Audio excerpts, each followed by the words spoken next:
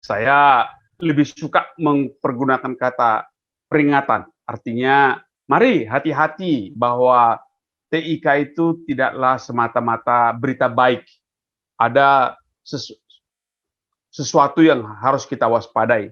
Semuanya seperti itu. Namanya TIK, teknologi gitu. Semua teknologi pasti punya sisi yang perlu diwaspadai. Itu yang diperingatkan oleh dua buku ini, saya pikir. Dan satu buku lagi memberikan sisi positif maupun sisi negatifnya. Kita akan mendiskusikannya. Sekali lagi, saya sangat mengharapkan komentar dari Anda. Saya pertama kali nanti memperkenalkan Tapscott, Grown Up Digital. Ini paling tua, ini yang sudah lebih lama terbit. Sebentar, Tapscott itu terbit tahun 2009. Tahun 2009. Sedangkan Matinya Kebakaran itu 2019 dari Tom Nichols. Sedangkan Nicholas Carr itu tahun 2017 apa. Itu yang mau kita lihat, dan nanti saya minta komentar Anda. Tiap bab saya berhenti dan minta komentar Anda tentang buku-buku ini. Baik, saya pertama kali kita ngobrol tentang Don Tapscott. Ini bukunya, Grown Up Digital, How the Net Generation is Changing Your World. Ini Don Tapscott sebenarnya adalah orang yang sangat optimis tentang penggunaan ITK, karena kata dia teknologi digital itu benar-benar merubah dunia, dan Anda sebagai orang yang masuk dalam generasi digital itu adalah orang yang benar-benar mengubah dunia. Kalau kayak generasi saya, itu adalah generasi masa lalu yang tergagap-gagap masuk di dunia digital itu. Itu kata Don Tapscott. Ini pembagian Tapscott, tentu saja karena bukunya terbit tahun 2009, dia baru memperhitungkan, kalau dikatakan sekarang, itu adalah generasi yang lahir sampai tahun 2009. Nanti saya berikan berikutnya generasi yang diteruskan setelah tahun 2010 gitu. Jadi ada generasi baby boomers, saya lah itu. Ada generasi X, generasi baby boomers ini adalah generasi yang lahir ketika pasca Perang Dunia Kedua. Jadi Anda tahu Perang Dunia Kedua, kemudian dunia ini relatif damai, relatif nggak ada perang, adapun perang kecil lah, perang besar nggak ada lagi, sehingga baby boom, bukan bom meledak lagi, tapi baby yang meledak, banyak kelahiran. Itu generasi tahun 46 sampai yang lahir tahun 46 sampai 64. Lalu ada generasi X, itu yang lahir tahun 65 sampai 76. Ini adalah generasi yang hippies, rock and roll, di situ itulah ini. Kemudian muncullah generasi Y. Di sini dikatakan next generation. Ini generasi Y ini adalah generasi yang lahir, udah lahir sudah ada internet.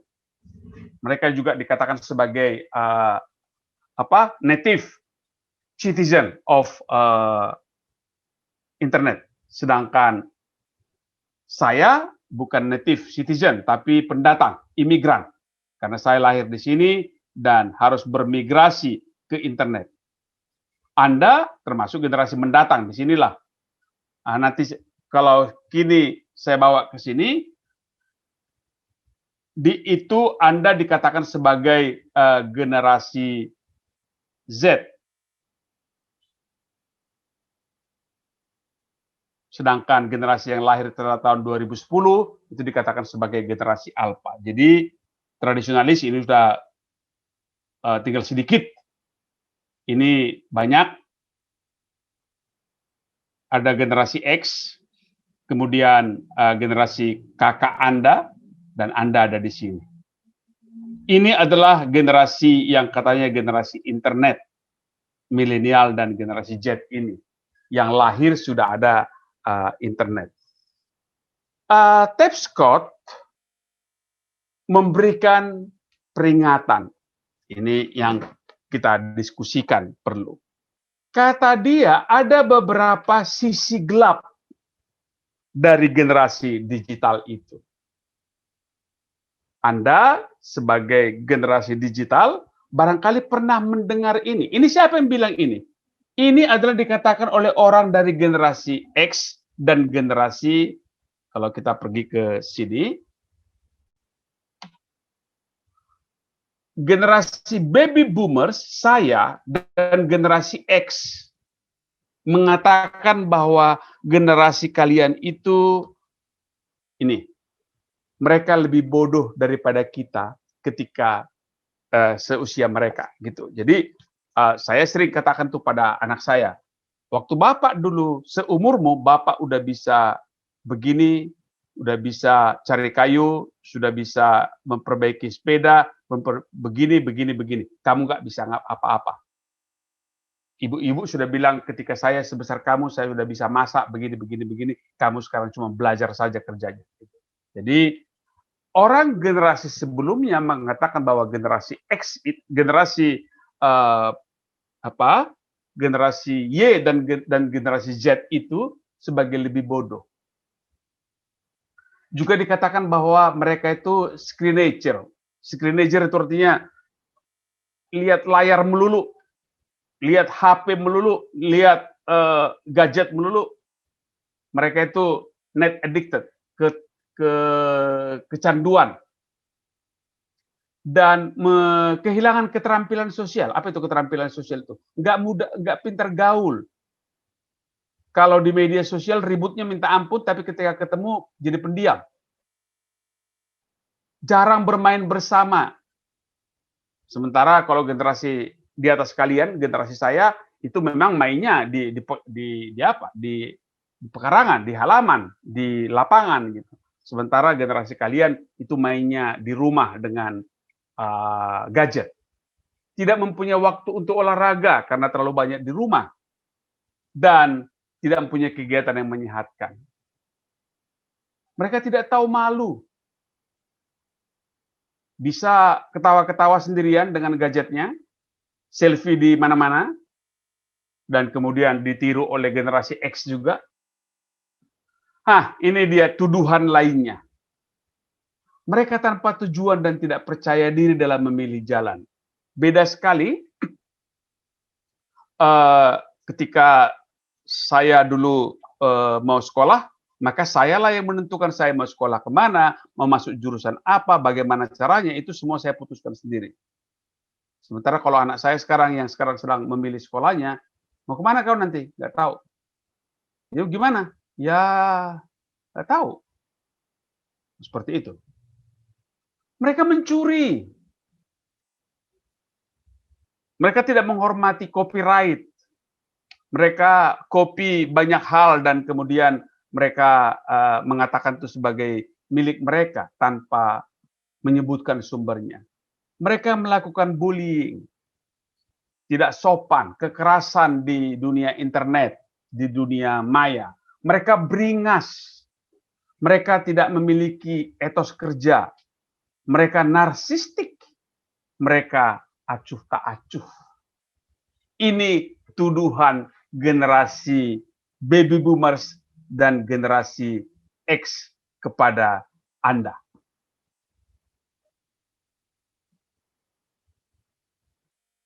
Sok, gimana? Apa jawaban Anda terhadap tuduhan itu?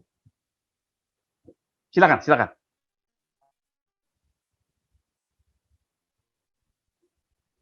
Apa jawaban Anda? Anda begitu saja tuduhan itu?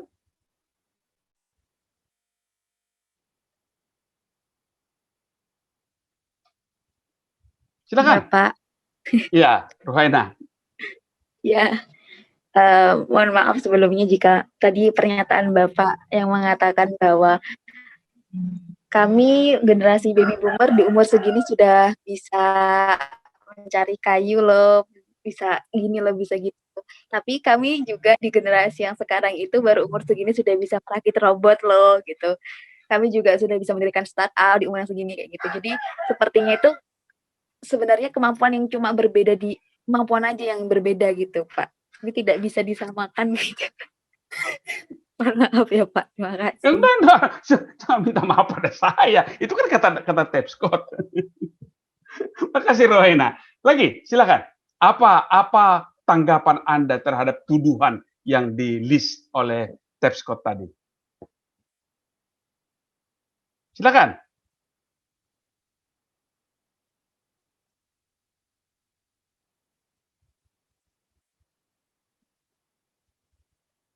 Silakan.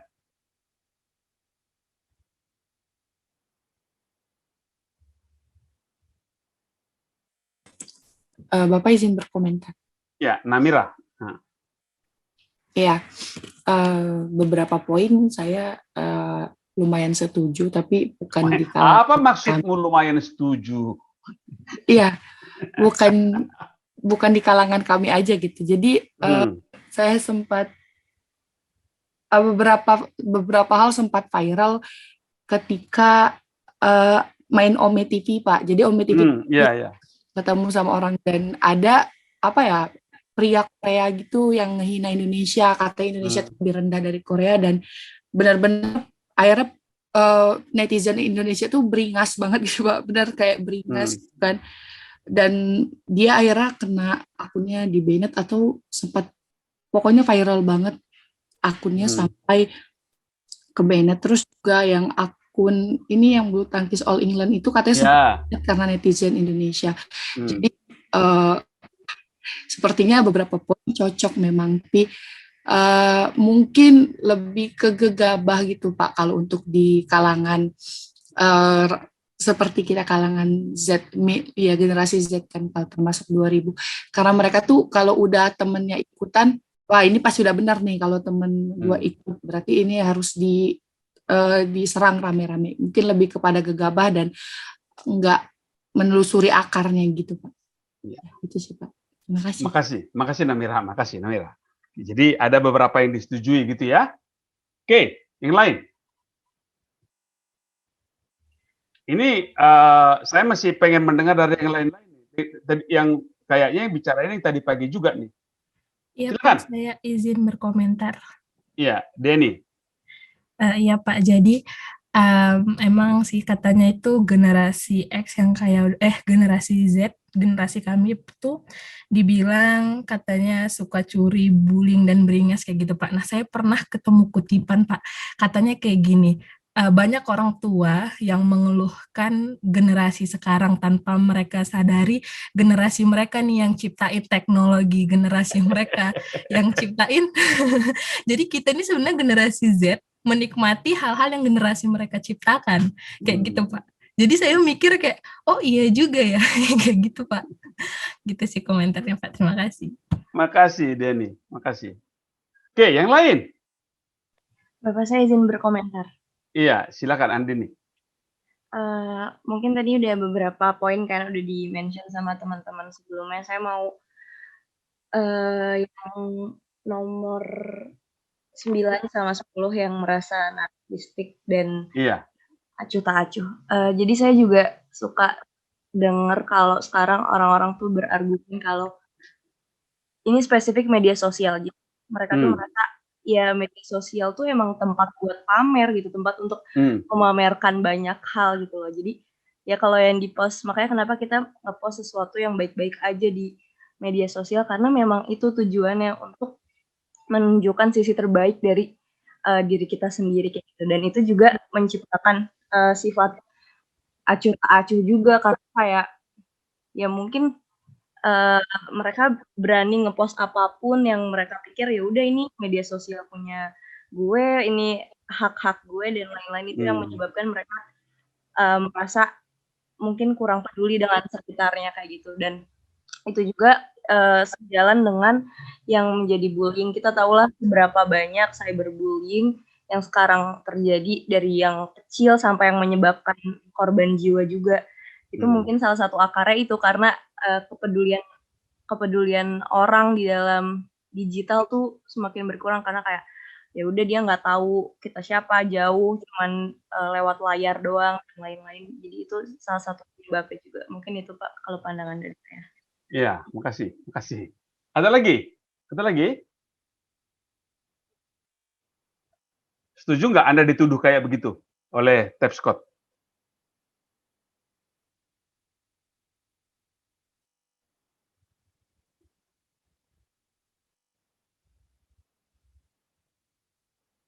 Silakan. Bapak. Iya, silakan. Izin berpendapat. Kalau dari yang perkataan-perkataan ini, jujur saja saya juga sendiri sering diomongin seperti itu. Maksudnya sering pasti ada komentar dari orang-orang yang lebih tua mengenai kalian tuh kok nggak bisa apa-apa sih, ini aja nggak bisa, itu aja nggak bisa.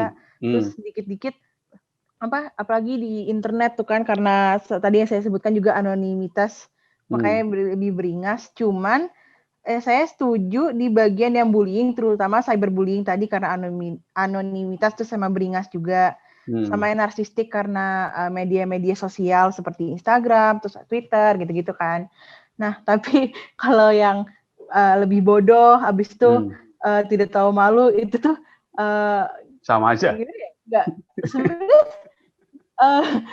sama aja sih Pak, per generasi juga pasti ada yang kayak gitu. Tidak bisa disebutin generasi ini lebih daripada yang sebelum-sebelumnya, itu nggak bisa. Cuman mungkin sekarang karena kita emang apa-apa sekarang serba kelihatan di media sosial, semua orang menyebarkan itu, jadi lebih terlihat gitu Pak.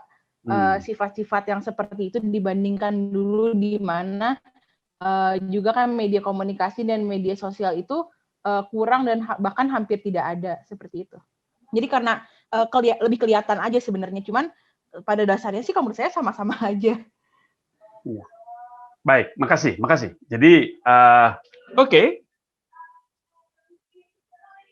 Yang pasti saya tidak melihatnya itu per generasi sebenarnya. Yang ingin saya katakan adalah bahwa memang gadget itu, internet itu merubah budaya kita. Yang narsis siapa? Apakah cuman kalian yang narsis? Orang tua nggak narsis? Narsis juga. Saya perhatikan itu kemarin vaksinasi di mana-mana. Yang dapat vaksinasi pertama kali ini kan orang yang sudah umur 60 tahun ya. Apa yang terjadi? Semua pengen dipotret kok ketika ingin difoto ketika vaksinasi, dan kemudian semua yang difoto itu menguploadnya ke semua media sosial yang dia miliki. Lihat juga ketika belum pandemi ini, ibu-ibu kalau arisan di restoran-restoran itu kan foto-foto juga, ribut-ribut juga. Saya hendak mengatakan bahwa yang narsis itu bukan soal generasinya, tapi teknologi, barangkali teknologinya lah yang membuat kita berubah, budayanya berubah. Soal acuh tak acuh, ya betul. Saya ingat dulu kalau kita naik kereta dari Bogor ke Jakarta, atau naik bis, atau naik apalah segala macam, maka kita nggak punya gadget. Maka yang pertama kali kita lakukan adalah ngobrol dengan orang yang di samping kita. Sama-sama ke pesawat, satu pesawat ke Medan, mau ke Medan gitu. Kalau umpamanya saya mau ke terus, ya iyalah ini pesawatnya kan ke Medan, jadi nggak mungkin saya mau ke Surabaya. Nggak. Tapi itu yang dilakukan orang, ada chit chat, ada ngobrol dengan orang yang di samping. Sekarang kan enggak. Ketika Anda di ruang tunggu, apa yang Anda lakukan adalah membelototin layar Anda. Saya juga seperti itu. Bukan hanya Anda. Saya juga seperti itu. Nah, itu dia. yang ingin saya katakan adalah bahwa memang gadget merubah budaya kita. Dan perubahan budaya itu mengakibatkan yang tadi itu kita keterampilan sosialnya menjadi berbeda. Keterampilan sosial menjadi berbeda. Kalau tadinya keterampilan sosial itu sangat hebat dalam face-to-face communication, sekarang keterampilan sosial kita adalah dalam yang lebih bermedia, gitu, bukan yang berhadap-hadapan. Baik, saya teruskan sedikit lagi.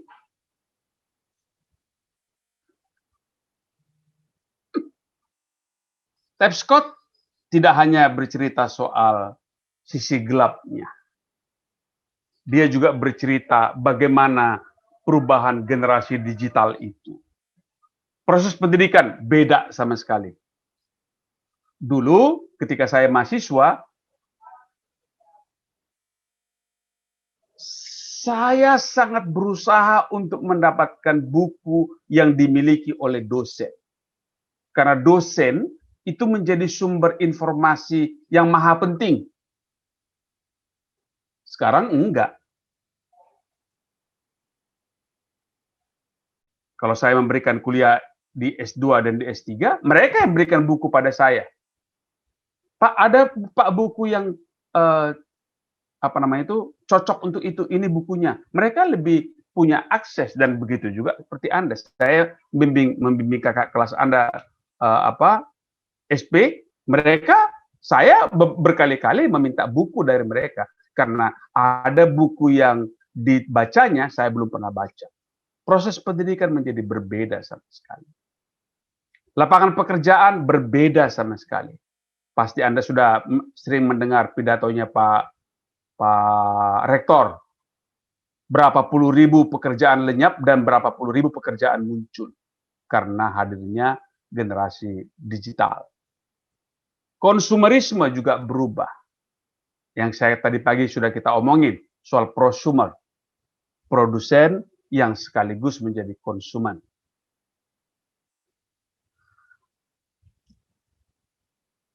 Keluarga juga berbeda. Lebih banyak sekarang anak tinggal di rumah, bukan keluar. Itu masing-masing bab, masing-masing topik itu dibahas oleh Tapscott satu bab itu. Jadi ada 7 di situ, ada 7 bab yang membahas itu masing-masing. Bagaimana di keluarga, bagaimana dengan politik. Kalau Anda perhatikan, sekarang kalau ketika pemilu dulu, maka poster-poster besarlah yang dipasang orang di pinggir jalan. Makin banyak posternya, makin populer dia. Sekarang itu nggak relevan lagi. Banyak pesan-pesan kampanye justru disebarkan lewat gadget. Sehingga demokrasi menjadi berubah. Maka itu pada pemilu yang lalu, pilpres yang lalu ada golongan cebong dan ada golongan kampret. Demokrasi kita berubah. Dan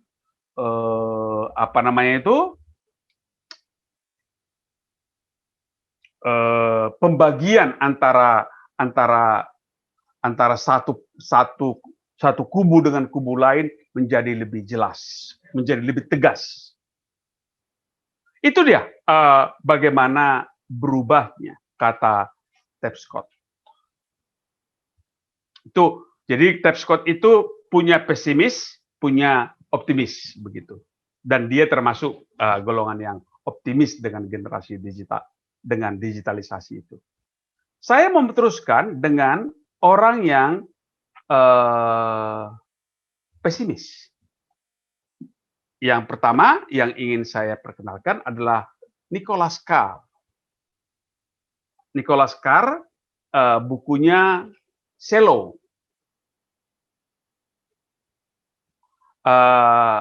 What the Internet is Doing to our brain. Diterjemahkan ke dalam bahasa Indonesia, internet mendangkalkan cara berpikir kita. Nah, ini kata kuncinya. What the internet is doing to our brain, dan diterjemahkan ke dalam bahasa Indonesia menjadi internet mendangkalkan cara berpikir kita. Itu tesa utama dari Nicholas Carr. Dia bilang begini, komputer itu mengubah cara kita berpikir, cara kita membaca sangat berubah. Maka itu judul bukunya adalah Cello. Saya ingat dulu kalau saya punya satu artikel yang bagus untuk kuliah, maka artikel itu akan bisa saya baca berulang-ulang. Saya stabilo, bos, saya garis bawahi, saya baca berulang-ulang, saya macam-macam lah saya lakukan dengan artikel itu. Pasti berbeda sekali dengan Anda. Karena kalau Anda menemukan, hendak mengulas sesuatu, Anda punya ratusan artikel tentang hal itu. Sehingga Anda hanya membaca yang menurut Anda penting buat Anda. Tidak membacanya dengan mendalam. Itu kata si Nicholas Carr. Nicholas Carr bilang, internet membuat kita menjadi shallow, dangkal. Kita hanya menurut kita ini penting, ya udah itu penting, yang lain itu nggak penting. Padahal kalau Anda lihat dari sudut pandang penulis, bagaimana dia menulis yang menurut Anda tidak penting itu, pasti dia tulis itu karena menurut dia itu adalah hal yang penting juga. Jadi ada reduksi. Di bab kedua, Carr menulis bahwa komputer itu mengganggu neuroplasticity kita. Jadi kata ini berdasarkan studi pustaka yang dilakukannya, otak kita itu saraf-sarafnya itu plastis, lentur. Dan komputer membuat kelenturan itu berkurang. Mengapa dia menjadi berkurang? Karena ketika kita melihat layar kita sangat konsentrasi, layarnya kecil, kita berkonsentrasi habis-habisan ke layar itu, sehingga tegang dia. Tegang otak kita itu. Sarafnya itu menjadi tegang, jadi berkurang kelenturannya. Jadi mengganggu plasticity dari sistem saraf kita. Itu kata dia. Yang ketiga, komputer adalah teknologi, sehingga teknologi pasti mengubah. Jadi dia menggolongkan teknologi itu 4. Yang pertama adalah teknologi yang membantu kita menambah kekuatan fisik.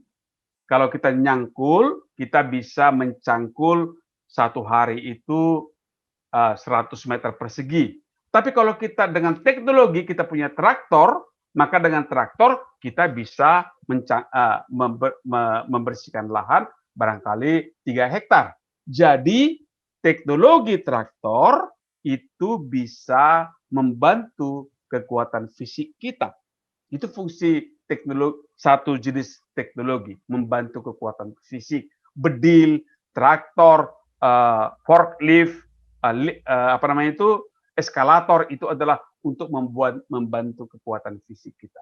Ada teknologi juga yang membantu sensitivitas indera. Mikroskop misalnya membantu mata saya untuk melihat yang tidak kelihatan dengan mata kasat mata. Kalau saya pakai teleskop, maka guna teknologi itu adalah untuk melihat benda yang begitu jauh yang tidak bisa saya pandang dengan mata saya sendiri. Jadi teknologi gunanya adalah untuk membantu sensitivitas indera. Sensitivitas mata saya, sensitivitas telinga, terutama. Itu yang paling banyak dibantu dengan teknologi. Jenis teknologi yang ketiga adalah teknologi yang membantu saya mengendalikan alam. Karena banjir, maka ada teknologi bendungan. Karena banjir di Jakarta, maka ada teknologi modified climate. Ada hujan buatan, ada awan dipindahkan ke laut utara supaya Jakarta nggak banjir. Itu adalah teknologi untuk membantu mengendalikan alam. Pil KB itu teknologi yang membuat orang tidak hamil, sehingga teknologinya untuk mengendalikan alam. Dan ada teknologi yang membantu cara kerja otak. Jam, komputer, peta itu adalah alat-alat yang dipakai untuk membantu otak. Nggak tahu, saya pasti Anda tidak pernah mengalami. Ketika saya kecil di kampung kami itu jarang orang punya jam. Tapi orang bisa tahu ini sekitar jam 6 nih, jam 7 nih, jam 12 ini dengan melihat matahari. Tapi datanglah jam, kemampuan itu hilang. Kemampuan untuk merasakan jam berapa itu menjadi hilang karena sudah digantikan oleh kehadiran jam. Demikian juga dengan peta. Peta kan sebenarnya membantu pikiran kita untuk jalan mana yang mau kita tempuh untuk mencapai satu daerah. Tadinya kita pakai otak kita saja. Dengan hadirnya peta, ingatan kita tentang lokasi itu menjadi berubah. Demikian juga dengan komputer. Komputer itu menggantikan, mengurangi beberapa keterampilan yang selama ini dikerjakan oleh otak. Dulu ketika saya belum ada kalkulator, banyak sekali perkalian, pembagian, tambah, kurang, dan berhitunglah, itu yang bisa saya kerjakan di otak saya. Dengan kehadiran komputer, saya tidak mau mengingat-ingat itu lagi. Tinggal ambil HP saya, ada di situ kalkulator, dan selesai. Demikian juga dengan pengetahuan saya tentang jam, pengetahuan saya tentang peta, menjadi hilang karena kehadiran komputer. Begitu dia katanya. Jadi pasti ada gangguan pada otak saya karena kehadiran komputer. Itu kata Carr. Di bab berikutnya, Carr mendiskusikan soal karena kita banyak informasi, seperti yang saya katakan tadi, Anda punya jurnal sekian banyak, maka orang cenderung membaca dengan cepat. Beda dengan orang yang deep thinking, berpikir berpikir mendalam. Akibatnya apa? Karena membacanya cepat dan tidak ada deep thinking, pengertian juga tidak dalam.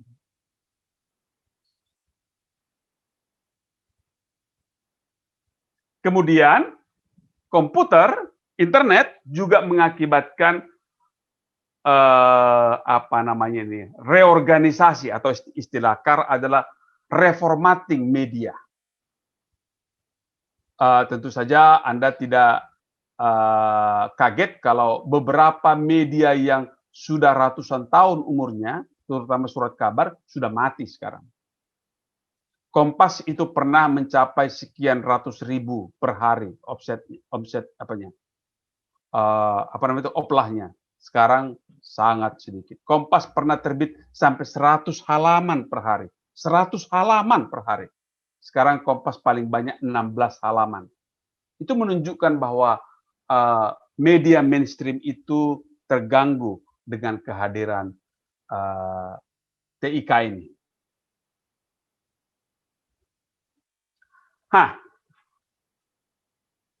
Komputer juga merubah citra buku. Semua serba cepat. Kejadiannya sekarang, bukunya minggu depan sudah terbit. Semua serba cepat. Sehingga, kata Carr, tuntutan terhadap kualitas menjadi rendah. Pokoknya cepat. Kualitasnya nanti dulu. Kalau dulu orang membuat buku, itu bisa bertahun-tahun. Sehingga memang bukunya kualitasnya baik dan terbitnya lambat. Sekarang tidak. Orang ingin menjadi serba cepat, sehingga kualitasnya menjadi lebih rendah.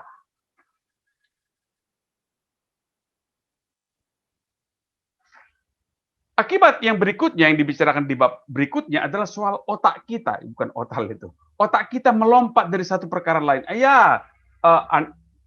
Anda bisa bayangkan bagaimana cara Anda membaca sebuah mempergunakan gadget Anda. Anda lompat dari satu tema ke tema lain. Melompat-lompat ketika sehingga apa yang tersimpan di otak itu juga adalah serba short term, jangka pendek. Tidak dalam. Maka itu sekali lagi judul bukunya adalah shallow, dangkal. Itu yang diutarakan oleh Carr sebagai akibat dari penggunaan internet itu. Dan seperti saya katakan tadi, karena semua serba melompat-lompat dari sana, lompat ke sini, lompat ke sana, orang menjadi susah terkonsentrasi. Susah sekali fokus. Susah sekali memusatkan perhatian pada satu isu.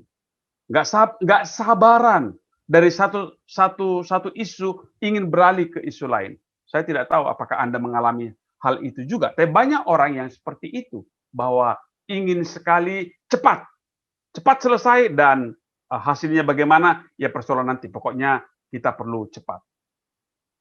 Yang ke-9 adalah bahwa semua serba short term memory.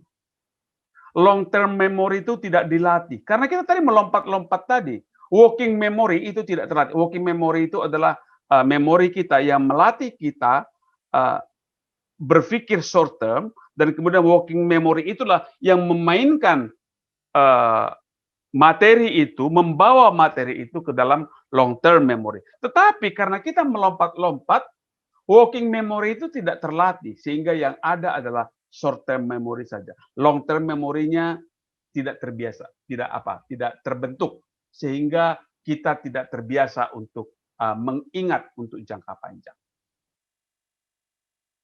Dan yang terakhir yang diomongin oleh Carr adalah bahwa kita menjadi kehilangan unsur manusiawi. Tadi sudah Anda katakan, menjadi lebih beringas, menjadi lebih reaktif, nggak peduli apa dipikirkan orang, langsung bikin reaksi, karena kita serba mekanistik.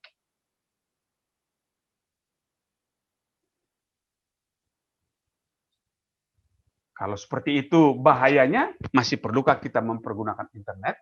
Itu pertanyaan yang sangat serius. Dan pertanyaan itu silakan dijawab, didiskusikan. Masihkah dengan begitu banyak bahayanya, apa yang harus kita lakukan? Apakah kita menjadi anti internet atau bagaimana? Silakan, saya ingin dengarkan komentar Anda.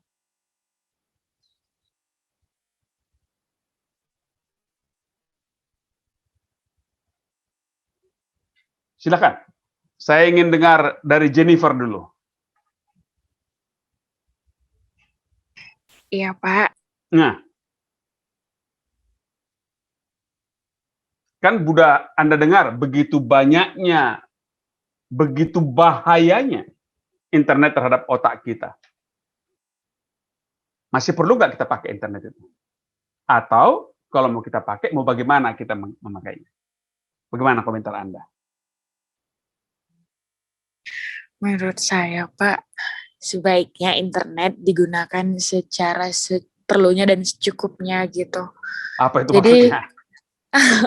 Jadi sesuai dengan kayak ada batasannya gitu, Pak. Jangan terlalu sering kali ya menggunakan internet. Tapi kan kita nggak mungkin lagi, Pak, terlepas dari internet. Soalnya kan kayak udah booming dan menjiwai di darah daging gitu, Pak. Cuman kalau bisa dikurang-kurangin aja penggunaan internetnya supaya tidak terlalu merusak otak gitu, Pak. Gitu ya? Oke, silakan. Fatima. Ya, Pak. Iya, silakan. Apa pendapatmu? Apa reaksimu terhadap peringatan yang diberikan oleh Carr tadi itu? Menurut saya terkait dengan saya sepertinya malah ingin bertanya, Pak. ke Bapak. Kenapa kok? Untuk yang Silakan. Saya masih kurang mengerti yang sebagian yang poin I itu ada kalimat semuanya serba short term memory seperti itu, Pak. Itu bagaimana maksudnya itu bagaimana ya, Pak? Yang dari Gini. ancaman penggunaan. Oke.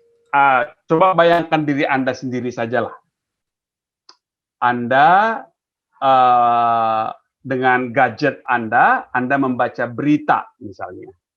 Banyak berita Anda baca dan biasanya banyak pengalaman menunjukkan kita baca udah ini begini, ini begini, ini begini, ini begini. Sangat sekilas kita membacanya. Karena banyak sekali berita yang kita lihat kan, banyak sekali berita tersedia di satu situs itu. Sehingga memori kita sangat pendek, short term memory. Paling kita ingat sampai besok. Setelah, kalau long term memory itu kan memori yang tersimpan dalam gitu ya. Sedikit sekali yang tersimpan dalam karena banyak informasi, tapi semuanya serba dangkal, tidak dalam. Itu maksudnya mengapa dikatakan bahwa internet itu membuat kita menjadi tidak mempunyai long term memory karena memang kita tidak mendalaminya. Oh iya Pak, terima kasih Pak. Sip. Kalau untuk pendapat saya terkait yang tadi itu, menurut saya kita harus lebih bijak menggunakan internet mungkin ya Pak, terkait dari ancaman penggunaan TIK itu sendiri. Seperti itu Pak. Oke. Soal bijak, tadi memang Jennifer juga mengatakan perlu membatasi, perlu bijak. Oke, silakan yang lain. Rias. Ya, baik. Nah, gimana? Pak. Gimana pendapatmu? Ya. Ya. Ya. Kalau menurut saya ancaman-ancaman ini bisa jadi ini ya Pak. Bisa menjadi sebuah peringatan gitu kepada kita nih, terutama buat generasi adik-adik kita nantinya. Karena sebagai generasi yang saya pertama kali menjadi korban dari TIK ini gitu, kita kedepannya bisa memberikan beberapa edukasi kepada yang generasi alpha tadi, generasi setelah 2010, sehingga nantinya ke depan ancaman-ancaman TIK ini tidak lagi menjadi ancaman karena sudah kita tanggulangi terlebih dahulu. Begitu Pak. Ya, makasih Rias. Silakan, siapa lagi? Apa tanggapan Anda tentang, karena begitu mengerikan, dalam tanda petik ya, begitu mengerikannya efek dari komputer itu. Silakan. Halo Bapak, apa terdengar jelas suara saya Pak? Silakan Indri.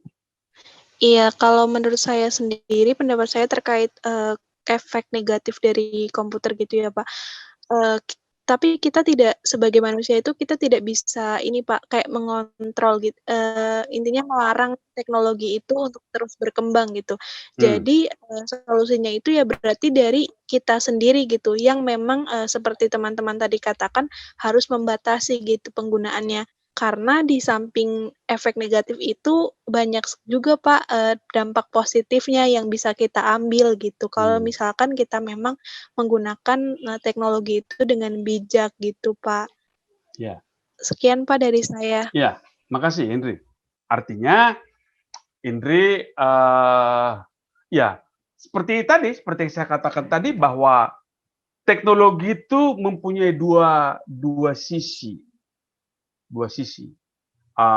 Ada plusnya, ada negatifnya. Dan pada umumnya teknologi semuanya seperti itu. Saya sepakat dengan Indri dalam hal ini. Bahwa mari kita ambil yang manfaatnya dan mengendalikan yang mudaratnya. Saya pikir seperti itu.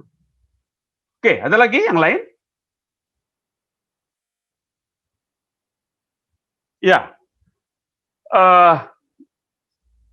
Memang kalau kita melihat sejarah peradaban teknologi komunikasi, memang seperti itulah. ketika orang tahu cara menulis, banyak orang khawatir, maka seni mengingat menjadi hilang. Karena orang nggak perlu mengingat lagi, tapi cukup menuliskan apa yang perlu diingatnya. Apakah peradaban habis dengan penemuan menulis? Ya enggak juga, peradaban jalan terus. Ketika buku ditemukan, orang khawatir bahwa seni, pasti Anda tahu bahwa sebelumnya yang namanya kitab suci itu diingat beberapa orang, dan itulah dilantunkan, diceritakan dari generasi ke generasi. Apakah itu menjadi hilang? Apakah orang menjadi tidak beradab setelah buku ditemukan? Tidak juga. Sekali lagi, teknologi perlu dikenal dan dikendalikan dengan bijak. Ketika orang mendapat teknologi fotografi, apa yang dikhawatirkan orang? Seni melukis akan hilang. Karena tadinya orang melukis untuk menggambarkan apa yang ada di depannya. Ada bunga cantik dilukis, ada orang cantik dilukis, ada pemandangan indah dilukis. Itulah dulu fungsi lukisan. Sehingga ketika ditemukan kamera memotret, orang mulai khawatir nih, nanti seni melukis itu hilang. Tapi apakah sekarang seni melukis hilang? Enggak. Ketika teknologi kamera berwarna ditemukan, orang khawatir hitam putih akan hilang nih. Tapi apakah sekarang hitam putih hilang? Enggak. Ada orang yang tetap memilih fotografi dengan hitam putih dibanding dengan yang berwarna. Sekali lagi, saya setuju dengan Anda yang dari mulai Jennifer, tadi Fatima, Rias, Indri yang berkata bahwa kita perlu mengendalikannya, bukan teknologi yang mengendalikan kita. Teknologi silih berganti dan teknologi itu agar aman dipakai, ya kita yang mengendalikan. Itu dari Carr. Saya mau masuk pada buku yang ketiga. Buku yang ketiga adalah buku yang ditulis oleh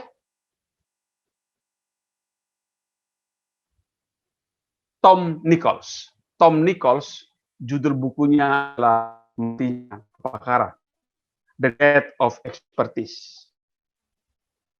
Ini dia orangnya. Dan ini kata-kata di bawah ini menjadi ketika saya baca ini saya tertawa dan benar gitu ya. Ini edisi bahasa Indonesianya, yang saya punya adalah edisi bahasa Indonesianya. Tadinya saya baca yang bahasa Inggrisnya, ternyata cepat sekali Kompas menerjemahkannya menjadi edisi baru, edisi bahasa Indonesia komplit. Ini dia. Kalau ada 50.000 orang penonton sepak bola, maka ada 50.000 orang pakar sepak bola. Semua bisa bikin opini, dan opini itu disebarluaskan lewat media sosial. Kalau tadi, sebelumnya, maka yang menjadi pakar sepak bola itu hanya beberapa orang, nulis di koran, atau berbicara menjadi komentator di radio atau komentator di televisi. Itu yang terjadi ketika belum ada zaman internet ini. Tapi sekarang, kita lihat luar biasanya. Semua orang yang punya media sosial bisa mengomentari pertandingan sepak bola. Maka itu dikatakan oleh Tom Nichols, kalau ada 50.000 orang penonton sepak bola, maka ada 50.000 pakar sepak bola sekarang. Jadi pakar yang sebenarnya udah nggak ada lagi. Maka itu Tom Nichols mengatakan, the death of expertise, matinya kepakaran. Pakar itu nggak perlu lagi, karena semua orang sudah menjadi pakar. Pertanyaannya, benarkah? Benarkah? Oke, misalnya seseorang sakit, katakanlah kena COVID. Lalu dia tahu ketika dia COVID, maka obatnya ini. keluar dari COVID bikin kesaksian, bikin testimoni, begini mengatasi COVID. Apakah dia benar-benar pakar COVID setelah itu? Banyak sekali yang seperti itu. Karena banyak sekali forum-forum yang memberikan ruang untuk berbagi pengalaman. Dan kadang-kadang orang menganggap bahwa orang yang mengalami itu adalah orang yang paling pakar. Pakarnya adalah karena dia pernah mengalami.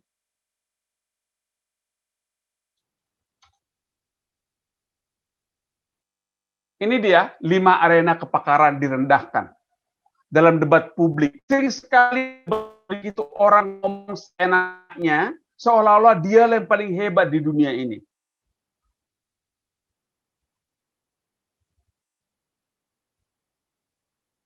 Nggak tahu kita latar belakangnya dari mana, tapi sering sekali kalau Anda lihat di televisi ada orang perkara beras dia yang ngomong, perkara politik dia juga yang ngomong, perkara radikalisme dia yang bicara, perkara pembangunan infrastruktur dia yang berbicara, seolah-olah dia menjadi ahli di semua sisi. Mengapa? Hanya karena dia pintar ngomong. Hanya karena dia pintar ngomong, dia menjadi pakar untuk segala bidang. Sering sekali kepakaran menjadi direndahkan di debat publik itu. Sementara kalau ada ahli yang benar-benar pakar bicara di situ, ada argumentasi, ada data, ada begini, orang nggak dengar karena dia tidak pintar berkomunikasi. Dia bukan pakar. Demikian juga dengan di pendidikan tinggi. Orang sudah mulai banyak yang sinis dengan pendidikan tinggi, yang berkata bahwa si Anu berpendidikan tinggi, pengetahuannya rendah, dia tidak bisa gini, sementara si Anu yang pendidikannya tinggi, orang yang pendidikannya tinggi ternyata nggak bisa ngapa-ngapain, orang yang berpendidikan rendah ternyata bisa jadi menteri, sehingga pendidikan tinggi itu nggak perlu. Demikian juga dengan jurnalisme, demikian juga dengan internet itu dihapus. Itu kita lihat bagaimana kepakaran diremehkan. Padahal sebenarnya kepakaran bukanlah hanya berdasarkan pengalaman. Seseorang bisa dikatakan sebagai pakar kalau dia punya yang paling sedikit yang 2 ini. Dia punya pendidikan tentang hal itu, dan dia punya pengakuan dari teman-temannya tentang hal itu. Ada peer group-nya.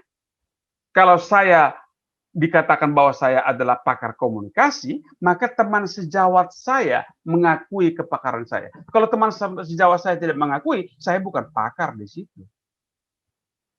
Seorang pakar adalah seorang yang diakui oleh teman sejawatnya. Jadi 3 hal ini yang menjadi fondasi dari kepakaran. Pendidikannya memang di situ, peer group-nya mengakui, dan lebih bagus lagi kalau dia punya pengalaman. Kalau kami dosen, pengalaman kami adalah pengalaman penelitian.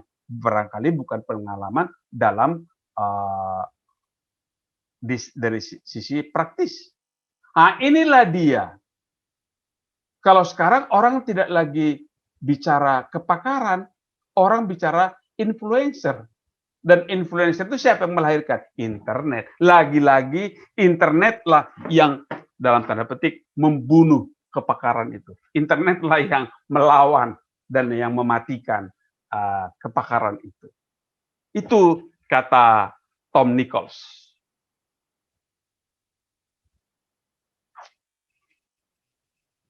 Sebenarnya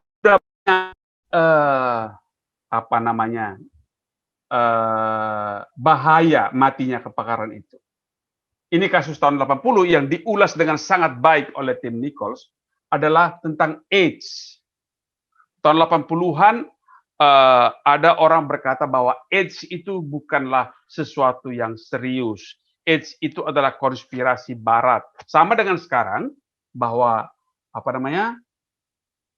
COVID bukanlah penyakit yang nyata, itu adalah konspirasi barat aja, itu begini. Tapi ada negara Afrika yang benar-benar menganggap bahwa itu konspirasi teori konspirasi itu benar, sehingga dia tidak melakukan apa-apa untuk menangani AIDS di negaranya. Presidennya nggak percaya, sehingga dia tidak menangani. Akibatnya 300.000 orang mati karena AIDS. 3.000 orang mati karena AIDS dan 300.000 bayi lahir dengan AIDS karena dia menganggap AIDS itu nggak ada. Itu karena dia tidak mengakui pakar. Sekarang seperti itu juga.